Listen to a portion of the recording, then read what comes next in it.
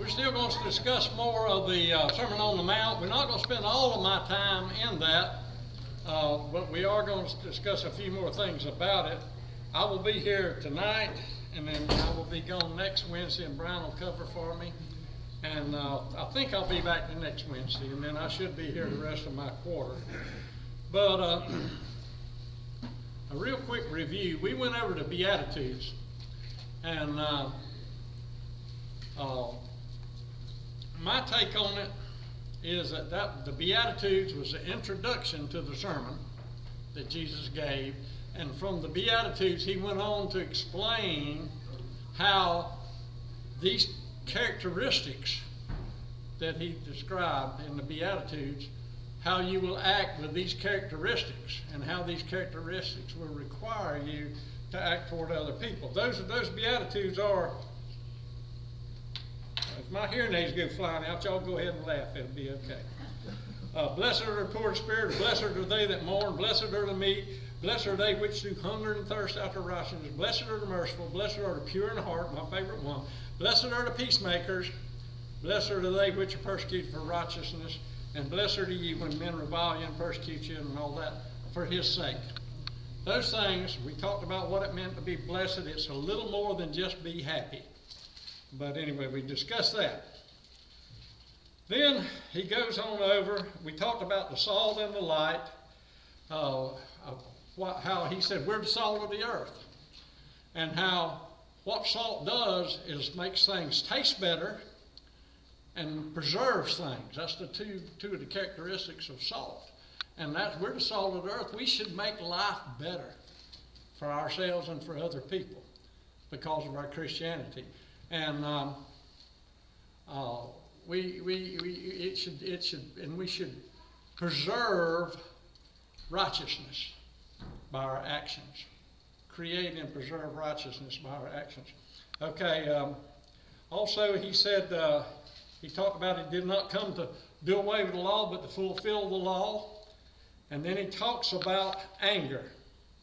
And we quit last week because I want to spend a lot of this week talking about anger. I want to read chapter 5, verse 20 first.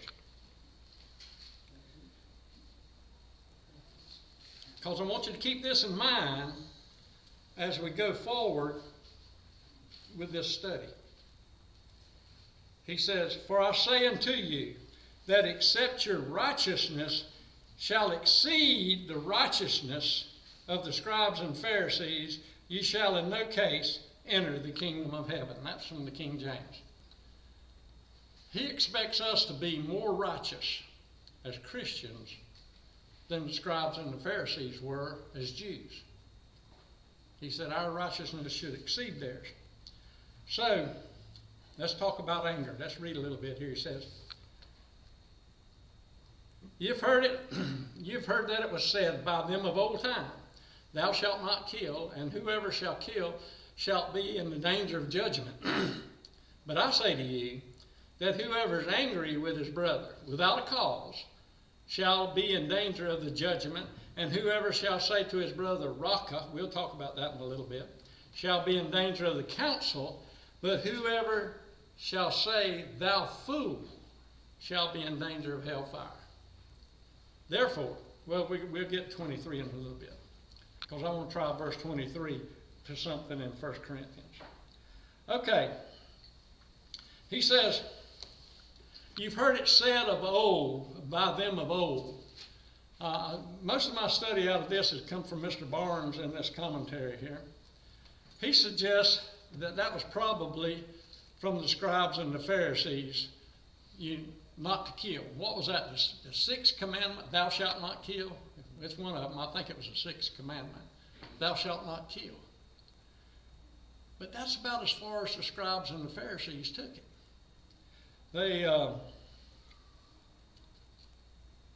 He's taken it a lot further. Jesus takes thou shalt not kill further than just taking someone's life. What did he say in verse 20? He said, except your righteousness exceed the righteousness of the scribes and Pharisees, you shall in no wise enter the kingdom of heaven. So he's taking it a bit further. He goes on, he says, thou shalt not kill in danger of the judgment. He said, but, always got to watch that word. But I say unto you, that whoever is angry with his brother without a cause shall be in danger of the judgment.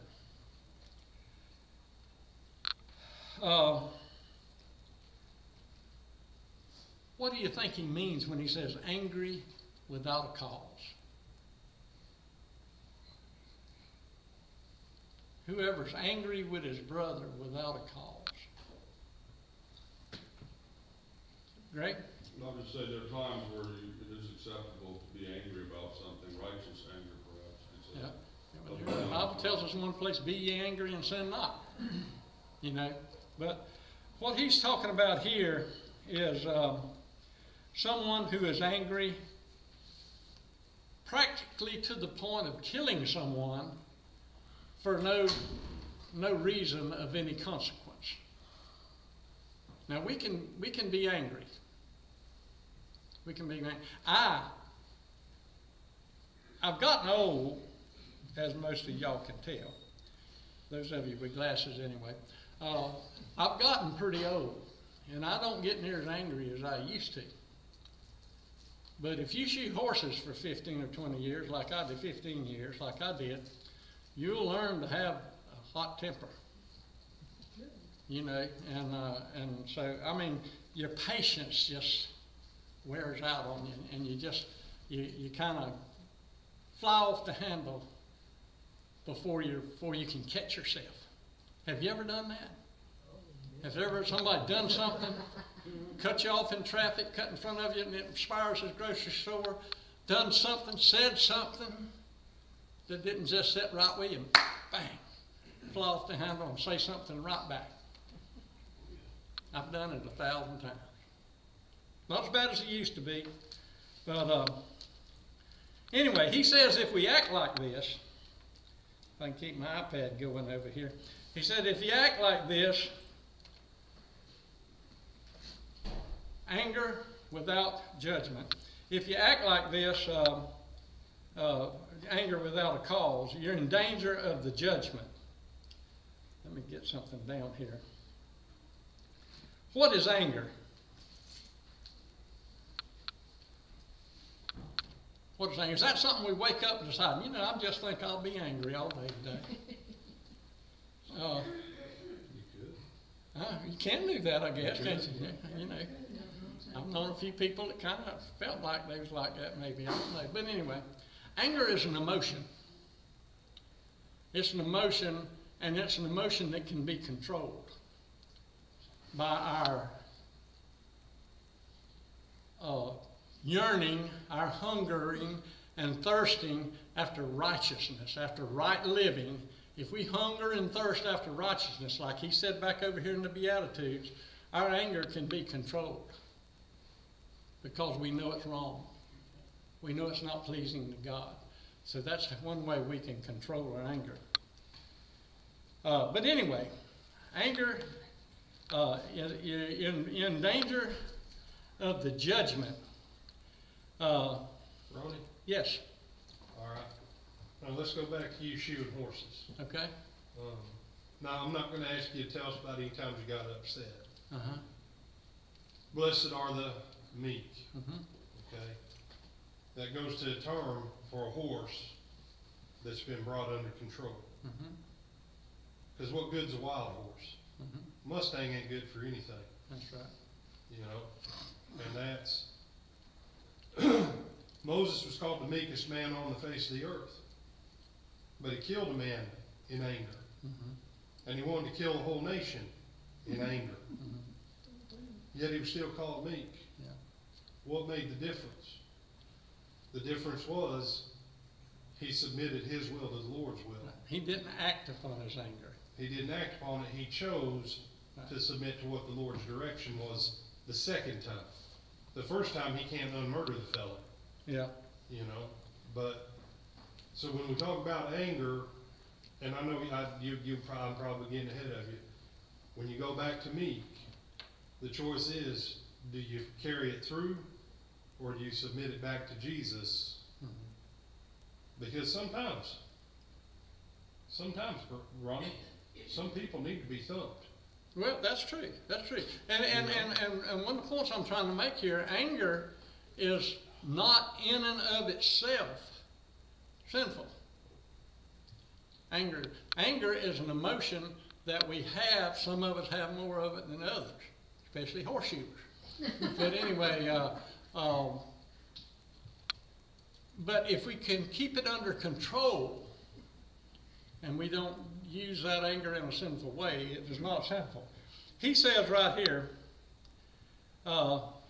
anger is anger with his brother without a cause. He said, anger, or that feeling which we have when we are injured and which prompts us to defend ourselves when in danger, is a natural feeling given to us. Okay? When excited, whatever it is, when we exercise this anger against sin, it's lawful. And I think in Ephesians it says, be ye angry and sin not. He says this anger and indignation against sin is not what our Savior speaks of. What he condemns here is anger without a cause that is unjustly, rashly, hastily given where no offense has been given or intended. So we need to be very careful about how we use our anger and how we fail to control our anger. But he says, angry with his brother. Who is angry without cause, with his brother without cause. This writer thinks that this brother here is not his blood brother, is not necessarily his church brother or sister. It's another human being in the community or in the world. And so that's what he thinks. So this anger thing doesn't just include family or church family or thing like that. It includes everybody. And he said, be in danger of the judgment. But the judgment now, there was a court in every city and town, had 7 members. It was a lower court, and anybody that was brought before the lower court and had judgment placed on them could appeal to the Sanhedrin. So anyway, if you're angry without cause in the Jewish society, you were in danger of the judgment. It said, whoever shall say to his brother, Raka. What, any other translation have a different word there? Mine says, you cursed fool. Say that again. You cursed fool. Okay, now I'm talking about, Raka is what I'm talking about. So it says, thou shalt be in danger of the council. In the middle of that verse. Whoever says to his brother, Raka, shall be in danger of the council. The fool thing, I think, comes at the end of the verse, doesn't it? My translation says that that's cursed fool and empty-headed idiot. Yeah. That's what it says. Well, that's, anyway, the term Raka meant great contempt, to be empty, vain, senseless, stupid, shallow-brained. So that's just what's up. He says you would be in danger of the council if you said to somebody Raka. I don't know in Lake Butler talk, what would that be, Gene? Good for nothing. If you say, you good for nothing idiot, I guess I've been called that before. That's one of my translations. Does it? Okay. Okay, anyway, the council here was probably, according to Mr. Barnes, was probably the Sanhedrin, which was the Sanhedrin court. We've read about it. It was created about 200 years before Christ, had 72 members. The high priest was the president. The chief priests, the elders of the people, and the scribes were the other members, and they handled the great affairs of the nation. And it's interesting, he said that until Roman captivity, the Sanhedrin had the power of life and death. But after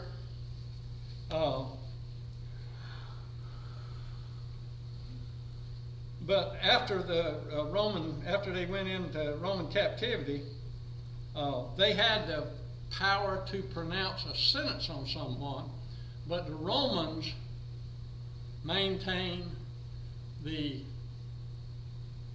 power to execute the sentence of death. Thus Jesus died on the cross. That was a Roman way of execution. Okay, go ahead, Brian. Just, when we read the word judgment there, in our heads, we need to read that as county and lower circuit courts. Mhm. When we read council, federal appellate and state supreme courts. Okay, that gives us something to compare it to. Because Jesus isn't talking religion in that sense. Mhm. He's using the name of the judicial system where this would have been handled at that time. Right, but you got to understand the judicial system for the Okay. Jews It was a religious Yes. system for the Jews. It wasn't for the Romans, but it was for the Jews. They still had, under Roman rule, they still had their religious hierarchy, their religious organization. Okay, but then he says, but whoever shall say, thou fool, shall be in danger of hellfire. Done a little research on that.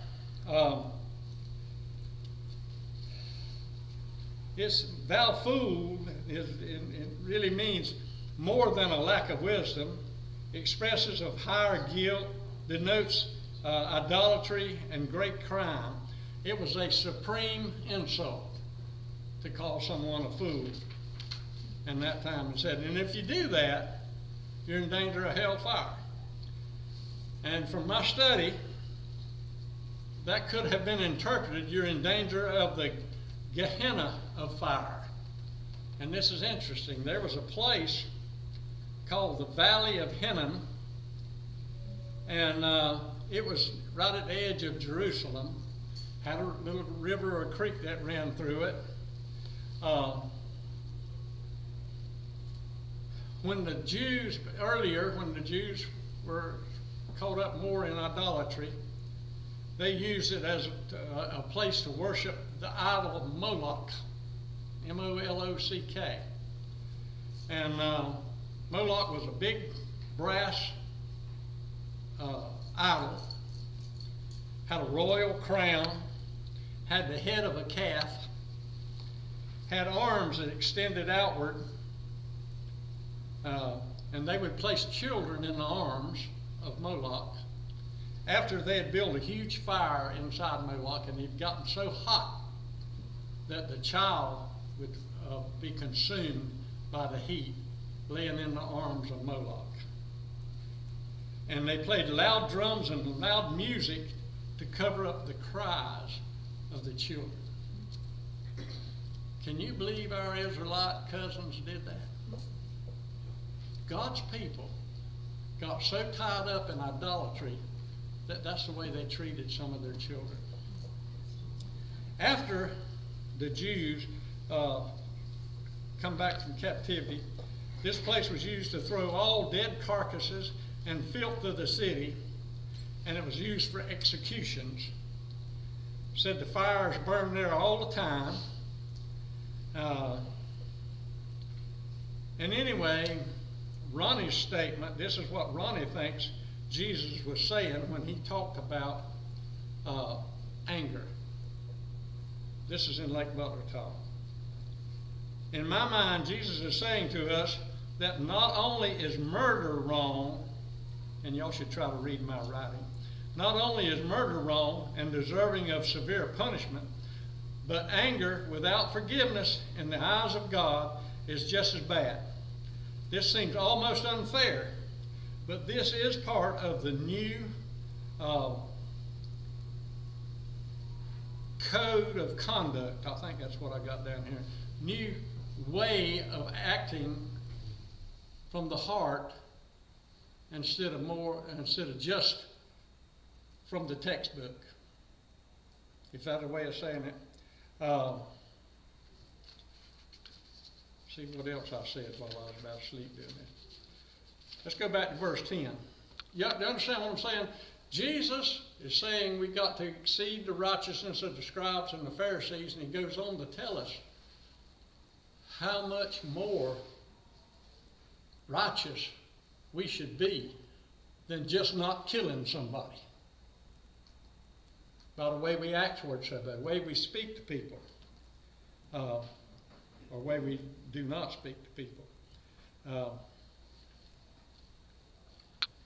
Let's go back to verse 20. We read it, said, except your righteousness exceeds the righteousness of the scribes and Pharisees, you shall no wise enter the kingdom of heaven. I think that's what verse 20 said. So we got to surpass the righteousness of the scribes and Pharisees. Jesus took the sixth commandment, thou shalt not kill, and said, thou shalt not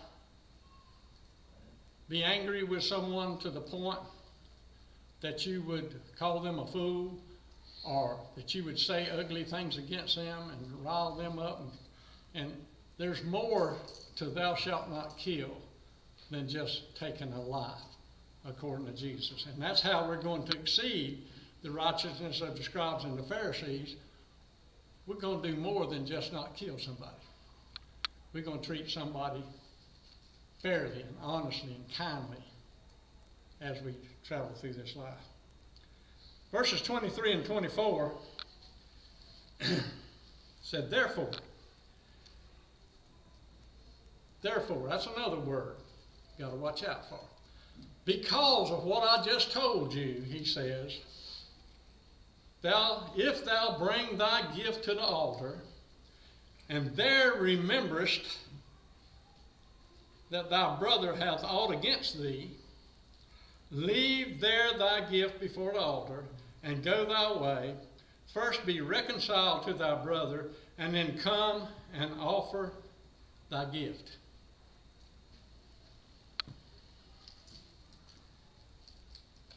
The Pharisees only considered external acts of worship.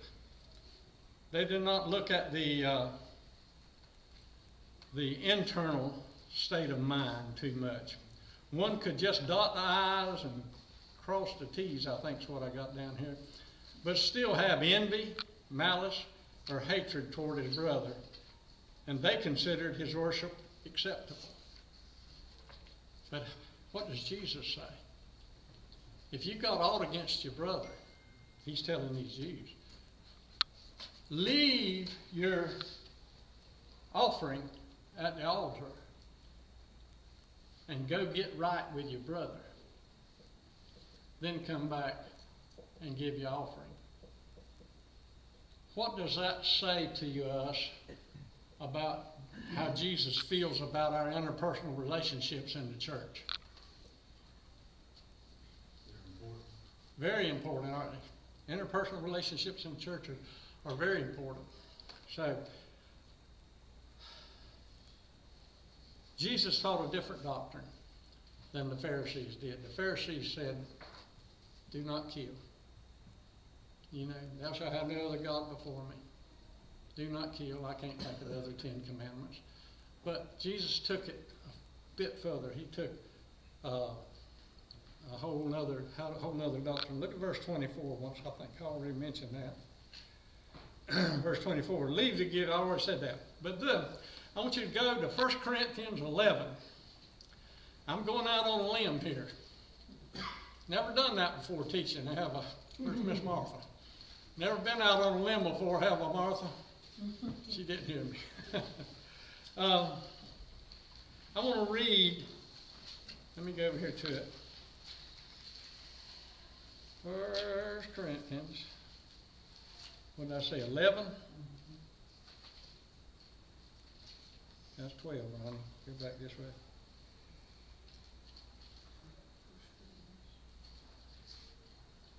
First Corinthians 11, verses 17 through 29. I'm going to read this to you out of the King James. It's about the Lord's Supper. And see if you don't think I'm on target here a little bit about what Jesus said to these Jews. If your brother has aught against you, leave your worship at the altar, leave your sacrifice at the altar, and go get straight with your brother before you come offer your sacrifice. Because Jesus wants unity in his church. Okay? I'm going to read what Paul says here. I'm going to take just a minute from the King James. It says, "Now in this I declare unto you, I praise you not, that you come together not for the better, but for the worse. For first of all, when you come together in the church, I hear that there are divisions among you, and I partly believe it. For there must be also heresies among you, that they which are approved may be made manifest among you. When you come together, therefore, in one place, this is not to eat the Lord's Supper, for in eating everyone taketh his own supper, and one is hungry, and another is drunken. What, have you not houses to eat in and drink in? Or despise ye the church of God, and shame them that have not? What shall I say to you? Shall I praise you in this? I praise you not. For I have received from the Lord which I delivered to you, that the Lord Jesus, the same night in which he was betrayed, took bread, and when he had given thanks, he brake it and said, Take, eat, this is my body which is broken for you. This do in remembrance of me. After the same manner," y'all know what it said, "after the same manner also he took the cup, and when he had supped, saying, This cup is the New Testament in my blood. This do ye, as oft as ye drink it, in remembrance of me. For as oft as you do this, eat this bread and drink this cup, you do show the Lord's death till he come."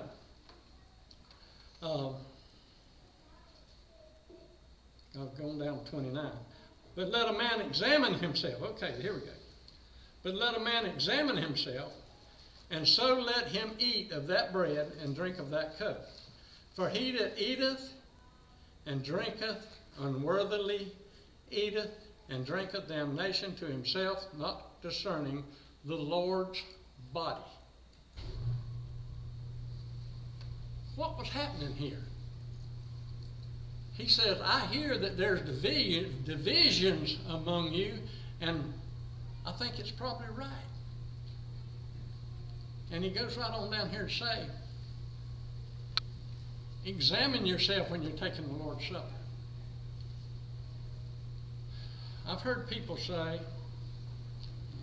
and like I say, I might get shot out of the saddle on this, but this is Ronnie's opinion. I've heard people say that taking the Lord's Supper, you got to think about certain things, you got to do it certain ways, or if you don't, then you're taking it in an unworthy manner. See, I think he's teaching us the same thing he was teaching in the Sermon on the Mount about leaving your sacrifice in front of the altar before you offer your sacrifice and go get straight with your brother. I think he's telling us the same thing right here about the Lord's Supper. I think he's telling us, if I've got a problem with Gene, I need to get my problem with Gene straightened out before I take the Lord's Supper. If I don't, I'm taking it in an unworthy manner. Now, there may be more to it than just that, but that's what I believe is the main thing that he's pointing out here as we worship, as we take the Lord's Supper, that we should do it in unity because there was divisions among them, and he said he didn't praise them in that. And some of them would take the Lord's Supper, and some of them would eat over here, and some of them would eat over here. It was a rat race. And he said, that's wrong. He said, that's wrong. If you got problems with your brother, he wants unity in his church. He wants unity in his church. Okay, I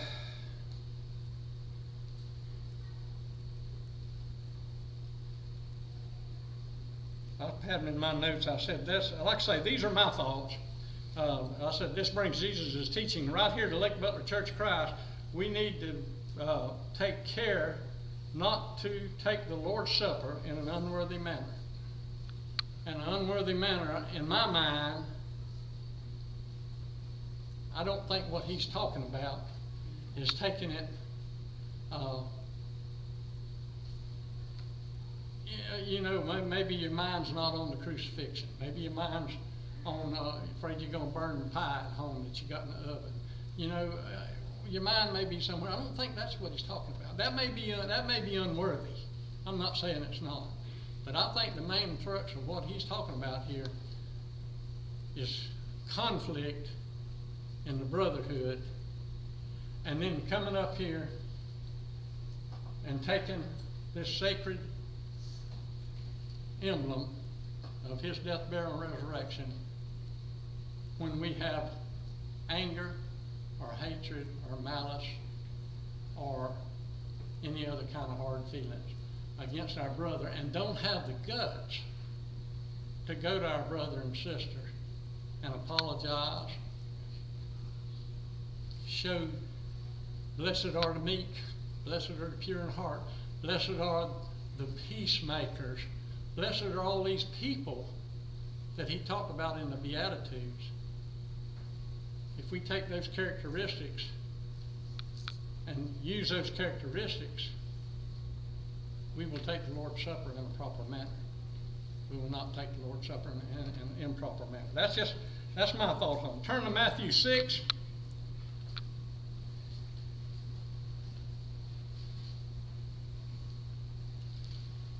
Y'all, when your hands shake bad as mine, it's easier to find scripture in your tablet than it is in the Bible. Matthew 6, verse 1. I'm going to skip over here a little bit, but it kind of ties in.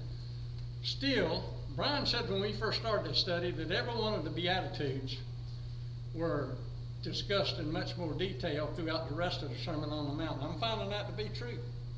I'm finding that to be true as I study this. Chapter 6, verse 1 through 4 says, "Take heed that you do not your alms before men to be seen of them. Otherwise you have no reward of the Father which is in heaven.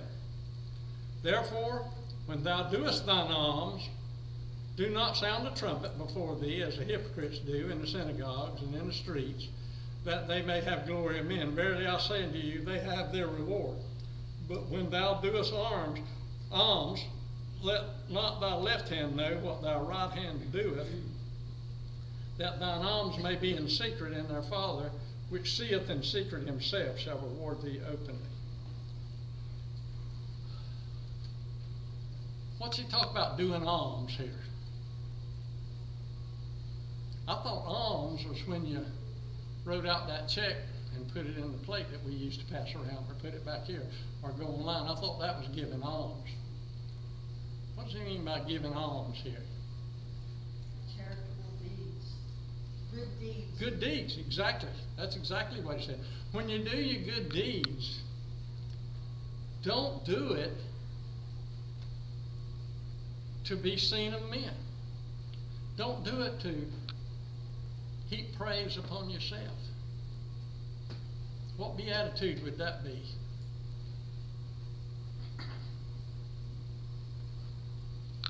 I'm thinking with you now. I don't have an answer. I'm just asking the questions here. What beatitude would that, not to heap glory on yourself? Would that be meek? Blessed are the meek. If that would be the first one that comes to my mind of the Beatitudes that would apply to this situation. Okay? Now I want y'all to know that I've been loaning Gene Black my mower. I just want you to know I just want you to know what a good guy I am. I like my mower. I don't let anybody run my mower but Sally, and now then I'm letting Gene run it. So I want everybody to know that he's been using my mower. And Because you're so charitable, right? and so I'm just such a great guy. I want everybody to know that I've been letting Gene use my mower. But now fortunately, Ronnie, the alms, and this is one of those where I'll say the modern translations get it wrong with charitable deeds. Mm-hmm. And alms, when it said that someone sat at the gate of the temple to beg an alms, Mm-hmm. they were asking for money, they were asking for food, Because otherwise they might starve that day, and 2 or 3 days of that, they're gonna be dead. That, to meet the need of an alms is to be one of those people that supplies what someone else can't do for themselves because they can't work. You know, they didn't have Social Security and everything else. So, you know, if a feller was missing his legs and blind, only thing he could do was sit there and hold a cup. Now notice he still had to do something, Ronnie. Yeah. He couldn't sit at home and wait for everything to come on an EBT card. He still had to go out, but the people were expected, out of the wealth that God had blessed them with, to meet the needs of life for that person. That's exactly right. And this is how Mr. Barnes describes. He said the word alms here denotes liberality to the poor and needy. And that's just what Brian's saying there. He said, now Brian, tell me what he meant when he said this. He said, in the margin, as in the best editions of the Greek, it is righteousness, either referring to almsgiving or eminently a righteous act. I didn't really understand that. But anyway, let's go ahead, because I got one other thing I want to cover tonight. I'll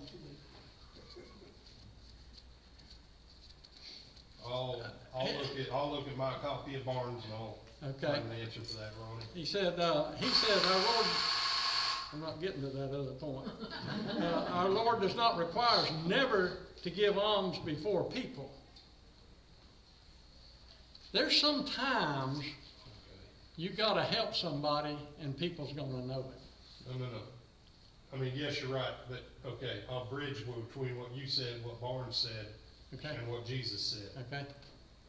Barnes is taking us back to 5 and verse, where are we at there, 16. Let your light so shine before men that they may see your good works and glorify. Let men see your works of righteousness so that your Father gets the glory. Well, that's exactly Is where Barnes is trying to bridge back to what Jesus said there. right. He said, he says to give your alms before people only forbids our doing it to be seen of them for the purpose of ostentation. What's that mean? We didn't learn that in Cross City. That means, I think that means building yourself up, putting yourself on a higher plane than you should. Okay, thank y'all.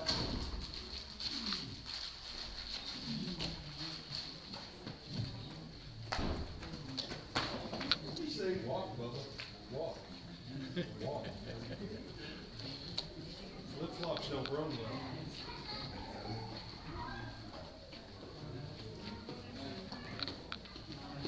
I don't know.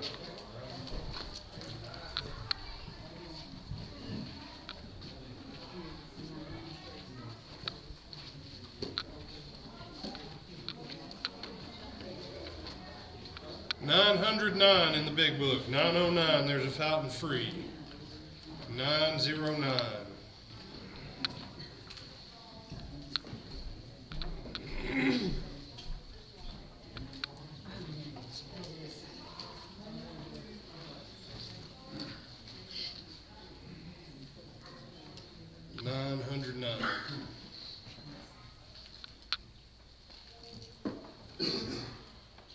All right. Are they coming finally? Sounds like it. All right. Well, come on.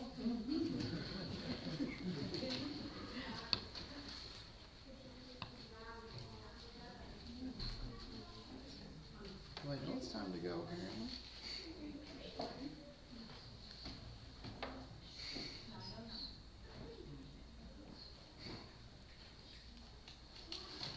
Come on, youngins. There's another.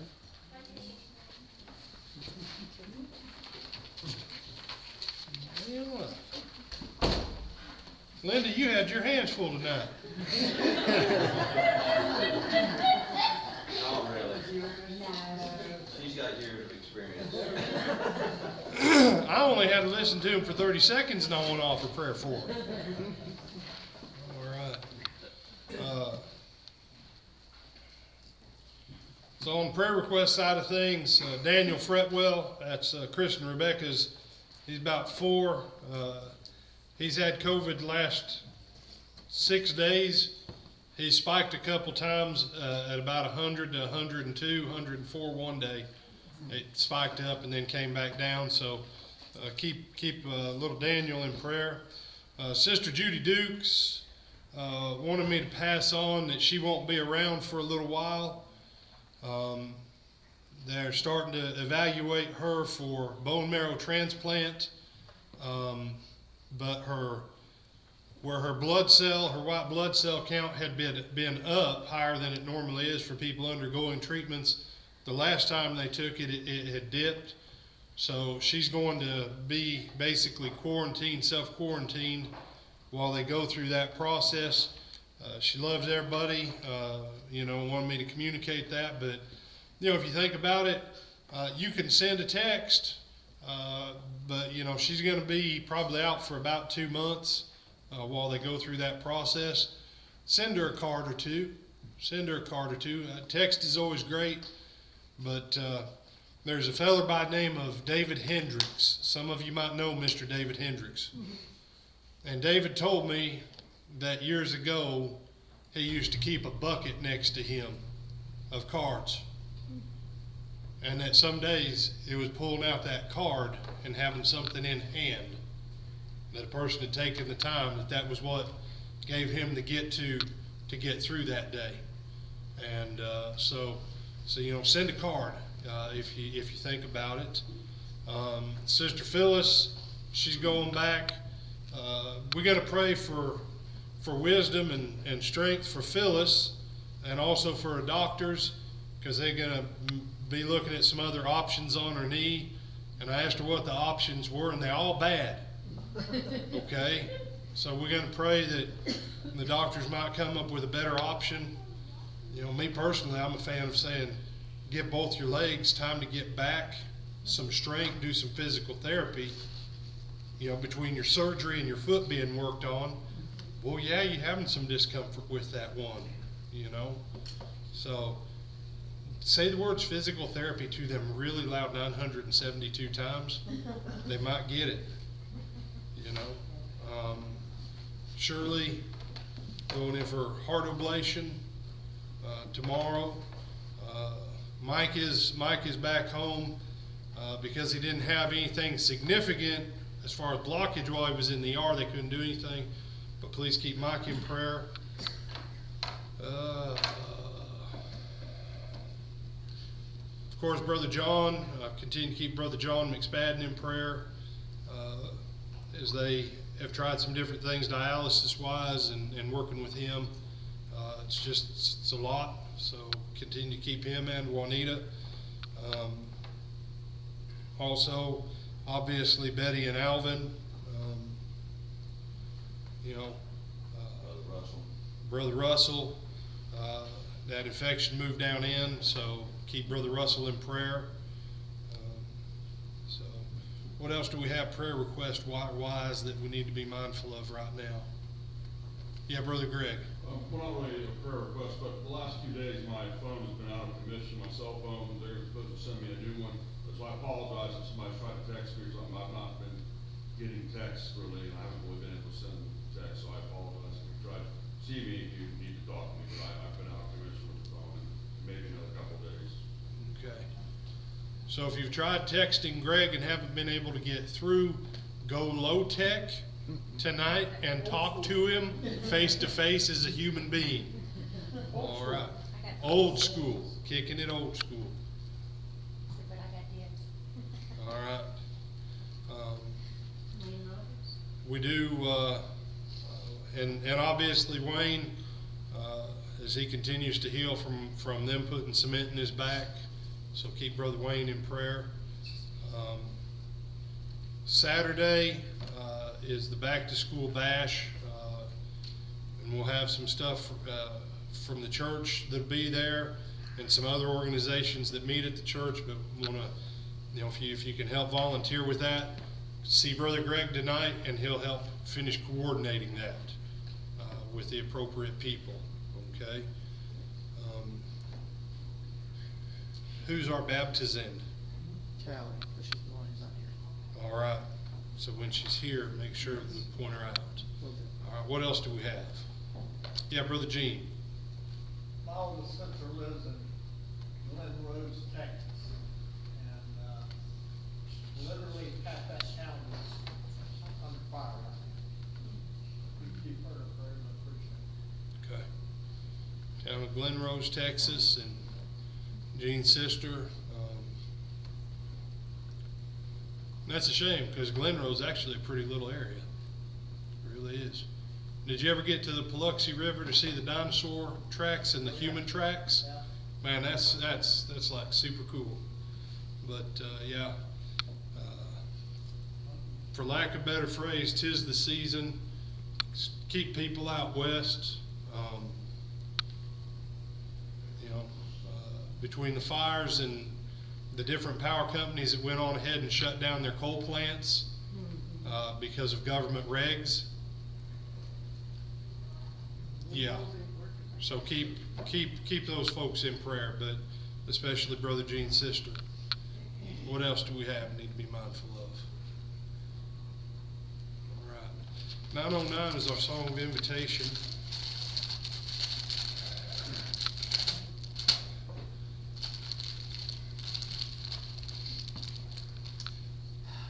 Saw this when Catherine showed it to me. You know, when you're in Gainesville taking care of one thing, you try and take care of 8 other things so you don't have to go back sooner than you have to. And I won't say the name of it, but they're known for their rainbow of colors. And they came out with a gray bag, and on the front of the bag, it says, "Only one rainbow matters during Pride." Now I thought, that's an interesting idea. And I agree with them. I agree. Only one rainbow matters for Pride. You say, are you gonna? Oh, no. I ain't the one who hijacking anything. They the one took a symbol of the Lord and hijacked it. So now we're going to put it back where it goes. There was this guy. And Brother Mark Red ain't here tonight to correct me.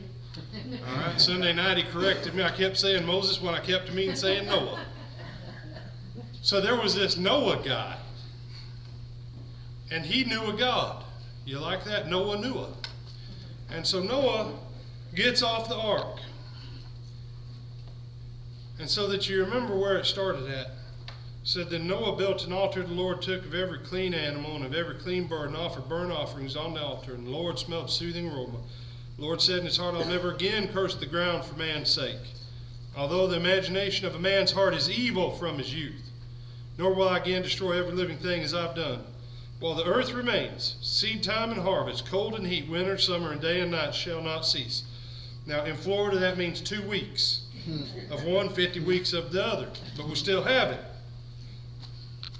And so God blessed Noah and his son, said to them, be fruitful, multiply, and fill the earth. And then here's where he finishes it out. And he says, I will set a rainbow in the cloud. Right? This be a sign of the covenant I make between me and you. Now, this is a sign of it. There was rainbows before the Lord made this covenant because it's a matter of physics. But he says, when you see this rainbow, the rainbow will be the sign of the covenant which I make between me and you and every living thing that is with you for perpetual generations. I set my rainbow in the cloud, and it shall be for a sign of the covenant between me and the earth. And it shall be when I bring a cloud over all the earth, that the rainbow shall be seen in the cloud, and I will remember my covenant which is between me and you and everything, every living creature of all flesh, and the water shall never again become flood to destroy all flesh.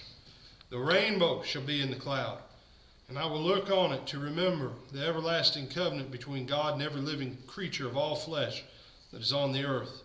God said to Noah, this is a sign of the covenant which I have established between me and all flesh that is on the earth. See, it's a funny thing.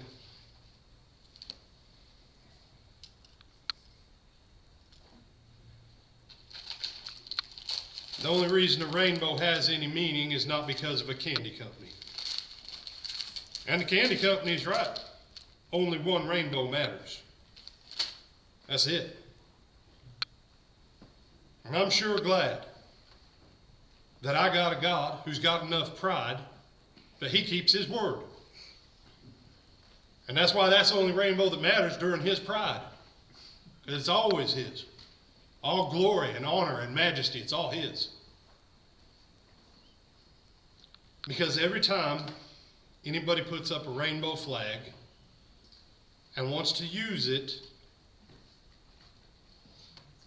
to say God is bad or anything else, they don't realize the fact that the earth remains, that seed time and harvest remain, that winter and summer remain, that never again has a flood ever destroyed all flesh off the face of the earth. Every time that anybody puts up a rainbow flag, that they say something against God or they say something against his word, by their own raising of the flag, they acknowledge the protection of the banner of the one who instituted that rainbow as his covenant, a covenant that was there for at least 3,000 years before he ever made a covenant in Christ for the rest of us. He had a covenant for the whole world that he would never again, even though our thoughts were wicked from our youth, he would never again destroy all the world the way he did before. And so every time that rainbow flag goes up, and every time someone says, we're going to plaster rainbows everywhere during the month of June, it's a testimony against them that they understand that there is something significant about that goes back in the psyche of all mankind. Because every one of us sitting here goes back to one of those 8 people that got off that boat. And that rainbow has been through cultures and places and races and nations. And I want to propose to you this. Because I'd seen a few double rainbows in my life. It wasn't until I came to Florida that I saw triple rainbows. If you catch it just right, you can catch triple rainbows. Now, if you've ever caught a quadruple rainbow, I want a picture. Okay? If God will keep his word on something as simple as the seasons for a covenant, and he gives us a reminder that he keeps his word on that all the time, how much more will he keep his word about his grace through the blood of Jesus Christ that forgives us all of our foolishness?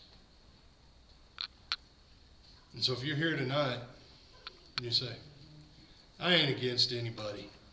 I ain't against anybody. Well, maybe the Chinese because they make cheap plastics, but I ain't against anybody. Because the last time I checked, we was all messed up. And we all need to be reminded of the God who keeps his covenant. But we also need to be reminded of the unspoken truth, and that is that he was not going to ever destroy it again by water. But everything has a reservation for fire. So the God who keeps his word there is the same God who keeps his word here. And I want to encourage you. You say, man, I got time. You realize every single person on day 6 said they had time after Noah was already locked inside that boat. And they went about marrying and giving in marriage, and nobody stopped to pause. But the moment that the fountains of the deep broke open, and the moment that the rain began to fall, everybody wanted to get in on that boat, and it was too late. So it will be when Jesus returns. You say, brother, but we got time.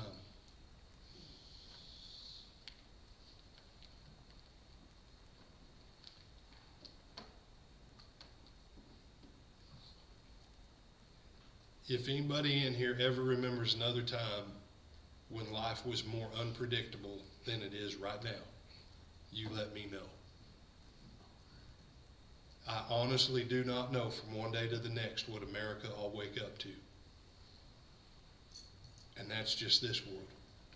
And if you ain't ready to wake up to the eternal day. And there'll be a rainbow there too. It looks like an emerald.